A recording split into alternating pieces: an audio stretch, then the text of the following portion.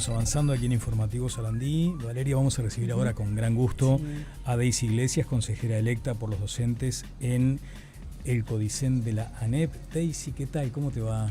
Bueno, más optimista que hace una semana atrás. Cierto, en poco tiempo, ¿no? ¿Cómo se da esa sucesión de acontecimientos en el fin de semana que te permiten venir a, si se quiere, anunciar hoy un crédito de 60 millones de pesos?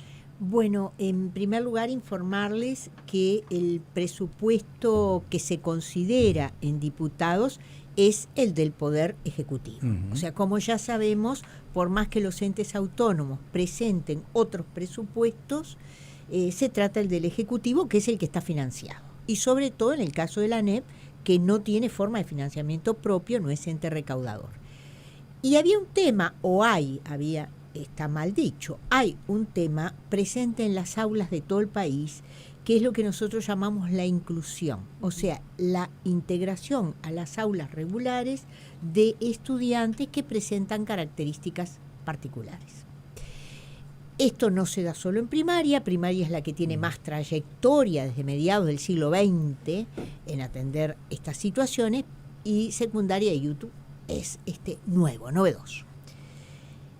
Codicen no se caracterizó por pedir muchos recursos. Yo voté, aclaro, porque no me gusta decir una cosa por otra, yo voté el mensaje de Codicen, pero era magro. Solo ponía horas en secundaria para visuales, para trastornos visuales y auditivos, sordos, y en primaria 12 cargos de maestros de apoyo. Así que nos formamos un grupo que yo llamo, y creo que es muy interesante ver cómo evolucionan estos grupos en el contexto internacional, grupos cívicos, grupos que se conforman con un reclamo, lo llevan adelante, lo impulsan y lo gestionan, y no son grupos que tengan afán de permanencia, de una organización permanente. Conformamos un grupo cívico con maestros, un puñado éramos, con padres, y nos acompañó también algún estudiante de los incluidos de mayor edad. Decime, Daisy, perdóname la brevísima interrupción, porque es para que la gente se haga un contexto.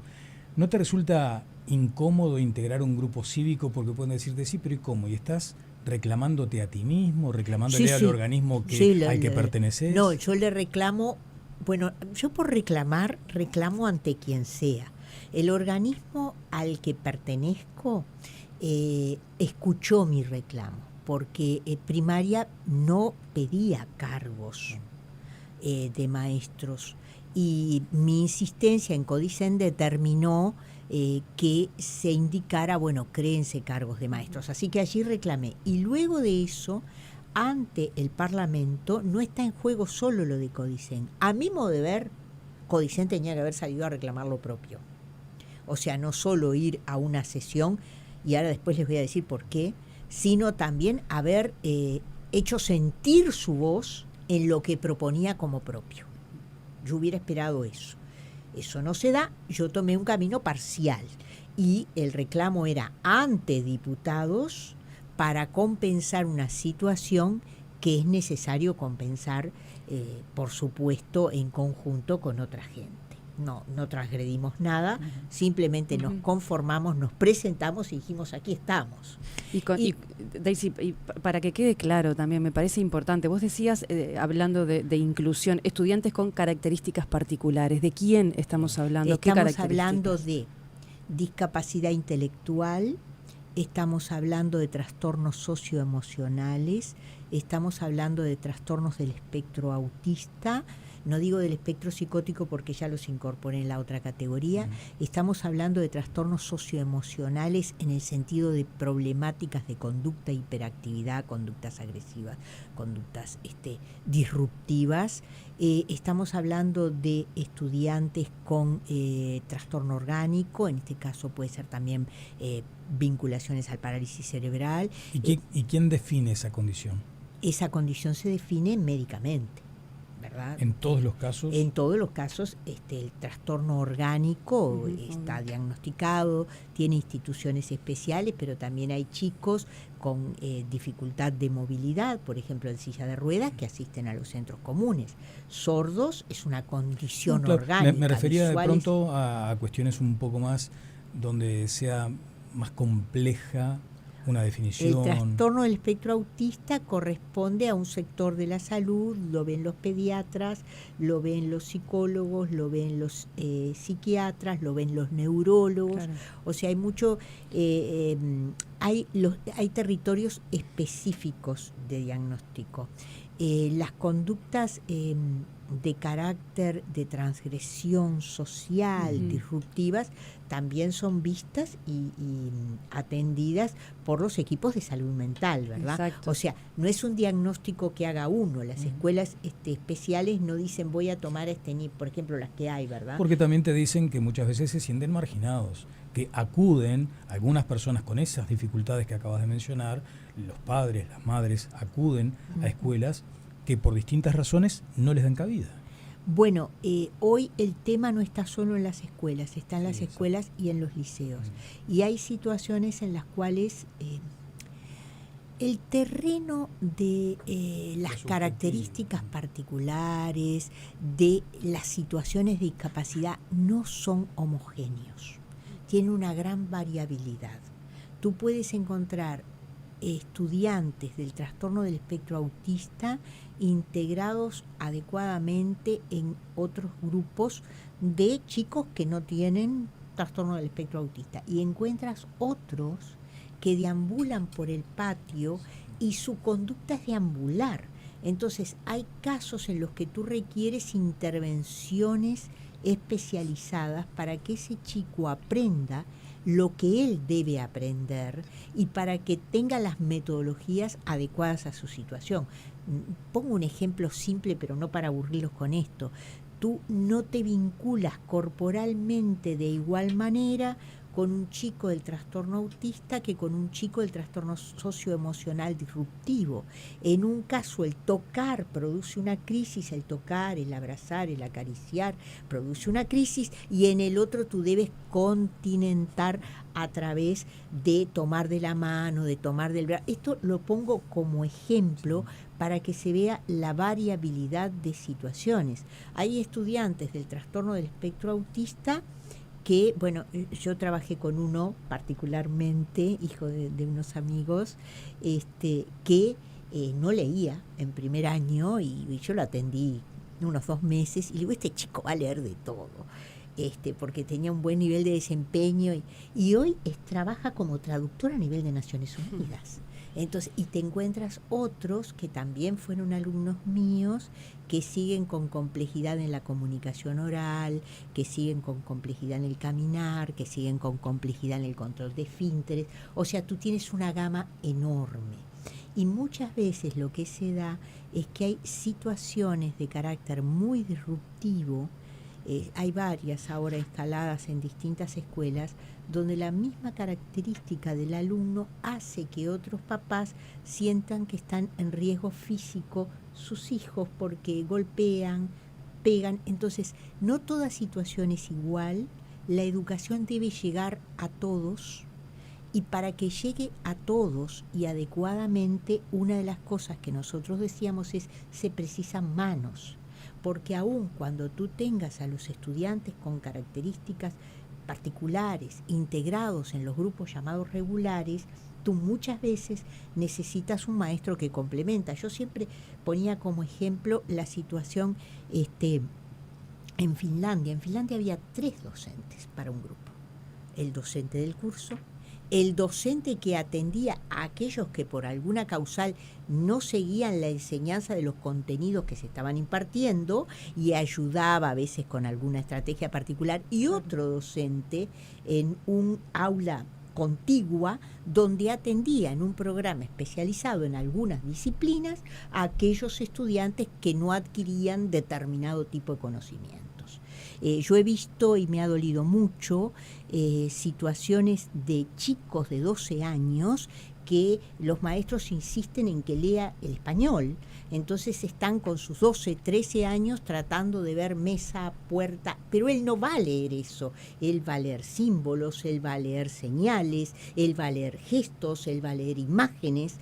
Entonces, por querer que aprenda mesa o puerta o el español, tú no enseñas lo que él realmente lee y lo que le va a permitir a él. Estudiantes, mira, que no leen el español y que leen imágenes y símbolos, fueron acreditados por UTU desde hace 3 años, salidos de talleres especialmente diseñados, y son muchas veces mejores operarios que estudiantes de los cursos regulares de UTU. Entonces, tú prejuzgas muchas veces que todos debemos aprender lo mismo, y todos no aprendemos lo mismo, aprendemos diferenciado. Eso te iba a decir, ni de la misma manera tampoco, ¿no? Ni Y de esto, la de misma eso se trata manera. de contemplar las diferencias, tal cual. Daisy, yendo a lo concreto, la idea es, o lo que han planteado ustedes de este grupo cívico que ha puesto este tema sobre la mesa, es la incorporación de estos docentes o una figura. Horas y cargos de maestros para educación especial, con 2 tipos de derivación. Lo que se llama maestros de apoyo, que son los maestros que están en las escuelas comunes como cargos de las escuelas comunes, que ayudarían en esta situación. Maestros itinerantes, que son maestros de escuelas especiales que salen a asistir en lo que ustedes planteaban, que es la incorporación de estudiantes a la currícula regular de otras instituciones. Fíjate tú hoy que la escuela de Montevideo, única, que atiende trastornos del espectro autista, para asistir a las otras 370 escuelas de Montevideo que tienen integrados estudiantes del trastorno autista, tienen en este momento 2 itinerantes. ¿Me puede decir cómo hace esa gente? No lo hace, yo te lo contesto. Hará lo mejor posible, pero no lo hace. Y pedimos también horas para secundaria. E insólitamente conseguimos un crédito. El domingo a las 4 de la mañana llegó el crédito, 60 millones de pesos, que es $1,5 millones, que no me pregunten cómo llegó allí, porque está cargado además a rentas generales. Yo decía, sería un momento en que Odón estaba distraído. Esto es una broma, no lo tome a mal, por favor. Recibimos ese crédito y ahora tenemos que ajustar en senadores el destino, porque yo supongo que en esa redacción de la noche el crédito se direccionó, dice maestros de apoyo, pero dice formación. Claro. En realidad el CODICEN tendría potestad de manejar la creación, pero no pusieron horas para secundaria, y nosotros insistimos mucho en que tiene que haber horas para secundaria, así que ya nos estamos preparando, vayan sabiéndolo los senadores, hay algunos que ya lo saben, para recorrer el Senado, y como creemos que va a haber apertura de lo presupuestal, plantear un direccionamiento adecuado y justo. Parece justo. En lo que tiene que ver con el estudio del universo y de los casos, ¿tienen una cantidad estimada de cuántos cuántos niños y adolescentes podrían estar en esas con esas características particulares, porque incluye todo, ¿no? En este momento, en primaria, lo que estaban atendiendo los itinerantes, los que hay, ¿verdad? Sí. A nivel nacional eran 5.000 y algo de estudiantes. Son bastantes estudiantes, yo te diría que hay mucha más necesidad, porque yo no incorporé una categoría que realmente es muy preocupante. Es la de los estudiantes que no tienen ninguna problemática de estas que hemos mencionado, de situaciones de discapacidad, pero proceden de contextos muy vulnerables que le producen un desempeño en lo académico y un desempeño cultural muy comprometido. Yeah. Y que en general son los grandes desertores de primaria y los grandes desertores de la media. No hay ningún impedimento, ellos deberían poder leer correctamente, podían escribir correctamente, no tendrían que tener lecturas alternativas, pero no leen, no escriben, no calculan, no manejan números, y eso no tiene nada que ver con ninguna condición ni mental ni orgánica, tiene que ver con un problema cultural. Claro. Entonces, las llamadas escuelas de requerimiento, las que son de contexto crítico, que se llamaban, hoy se llaman aprender, requieren también cargos para atender muchas veces a esta población que uno piensa, si ustedes ven la dramática que hoy se instala, un jovencito a veces de 12, 13 años, una jovencita, está en una situación muy comprometida social y humanamente. Eso requiere que se haga algo antes de esa edad. Y lo que tiene que hacerse muchas veces es cara a cara y persona a persona. Y para eso también se requieren cargos de apoyo. Bien, Daisy, casi en el cierre prácticamente. Claro, lo que pasa es que describías lo que tantas veces se ha dicho, ¿no? Si desde el útero ya venís con carencias, si ya además después de nacer tenés que pensar en que te chifla la panza porque no completás una alimentación más o menos apropiada, los resultados son estos que acabas de describir, ¿no? Y no tienen que ver con una discapacidad o con una capacidad distinta, sino simplemente con que la pasaron mal en el puchereo, digamos, ¿no? Es así. Y en lo cultural. Claro. Y en lo cultural, hoy estás viendo unas dramáticas culturales muy especiales. Creo que el día de hoy es un día de paro. Todo tiene que ver con todo. Los docentes de Montevideo, exacto, y vamos a ir a eso también. Las conductas airadas. Sí, como cierre, y acabas de mencionar un asunto que teníamos también aquí en agenda para tratar contigo. ¿Ese es un camino de no retorno? ¿Esos disparos, esos episodios de violencia? Están creciendo. Porque yo te recuerdo de toda la vida vos advirtiendo, cuidado, se le perdió el respeto. Están creciendo, la institución cada vez se disuelve más, cada vez se invade más, y una de las cosas que uno señala, el cachetazo no es forma de vínculo en ningún lugar, el insulto tampoco, pero dentro de una institución que su finalidad es educar, donde tú diariamente muchas veces pones gran esfuerzo en lo que no es el programa, es la vida y la formación para la vida. A veces un gesto de estos en un segundo te tiró abajo todo, por lo tanto tiene un significado especial el hecho de golpear dentro de la institución y poner ese ejemplo.